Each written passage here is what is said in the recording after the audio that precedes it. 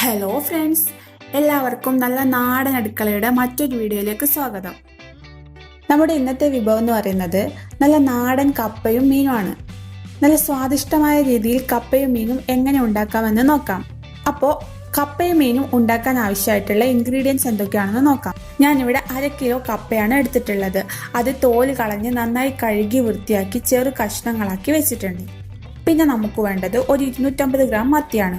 മത്തി നന്നായി കഴുകി വൃത്തിയാക്കി വെച്ചിട്ടുണ്ട്. ഇനി നമുക്ക് ആവശ്യമായിട്ടുള്ളത് 2 ടേബിൾ സ്പൂൺ മുളക് പൊടിയും 2 ടേബിൾ സ്പൂൺ മഞ്ഞൾപ്പൊടിയും ഒരു 3 തണ്ട് കറിവേപ്പിലയും ആവശ്യത്തിന് ഉപ്പും 2 ടേബിൾ സ്പൂൺ വെളിച്ചെണ്ണയുമാണ്. ഇനി കപ്പയും മീനും തയ്യാറാക്കുന്നത് എങ്ങനെയാണെന്ന് നോക്കാം. അതിനായി ഒരു കുക്കർ എടുത്ത് കഴുകി വെച്ചിട്ടുള്ള കപ്പ ഇട്ടുകൊടുക്കാം. അതിലേക്ക് 1/2 ടീസ്പൂൺ ഉപ്പും 1/4 ടീസ്പൂൺ മഞ്ഞൾപ്പൊടിയും പിന്നെ 1 കപ്പ് വെള്ളവും ഒഴിച്ചു കൊടുക്കാം.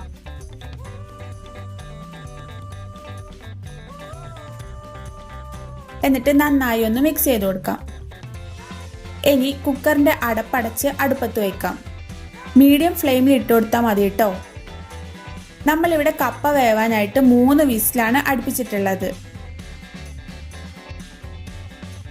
കപ്പ വേവുന്ന സമയം കൊണ്ട് നമുക്ക് ചെറിയൊരു പരിപാടി ഉണ്ട് കേട്ടോ.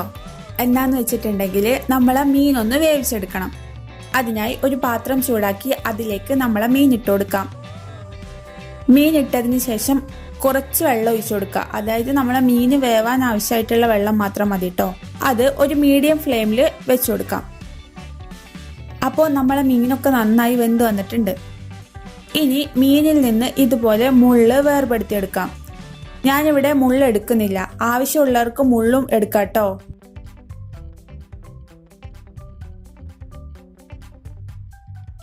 അപ്പോൾ നമ്മുടെ കപ്പയെല്ലാം ഇവിടെ നന്നായി വെന്ത് വന്നിട്ടുണ്ട്.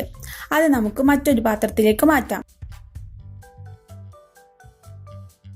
അതിലേക്ക് നമ്മൾ നേരത്തെ തയ്യാറാക്കി വെച്ചിട്ടുള്ള മീനും ഇട്ടുകൊടുക്കാം.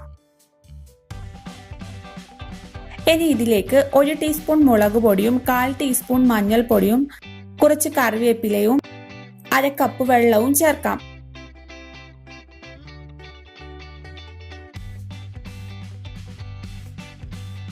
ഇനി ഇത് അടുപ്പത്ത് വെച്ച് ഒന്ന് അടച്ചു വെച്ച് തിളപ്പിച്ചെടുക്കാം. വെള്ളം നന്നായി തിളച്ചിട്ടുണ്ട്. ഇനി ഇത് നന്നായി ഒന്ന് മിക്സ് ചെയ്ത് കൊടുക്കാം. മിക്സ് ചെയ്ത് കൊടുത്തതിന് ശേഷം മൂടി വെച്ചിട്ട് അല്പസമയം കൂടി വേവിക്കാം. 2 മിനിറ്റ് കഴിഞ്ഞിട്ടുണ്ട്. നമ്മുടെ കപ്പയും മീനും ഒക്കെ നന്നായി വെന്ത് കുഴഞ്ഞു വന്നിട്ടുണ്ട്. അതിനെ നന്നായി ഒന്ന് കയ്യിനെ കൊണ്ട് ഉടച്ചെടുക്കാം.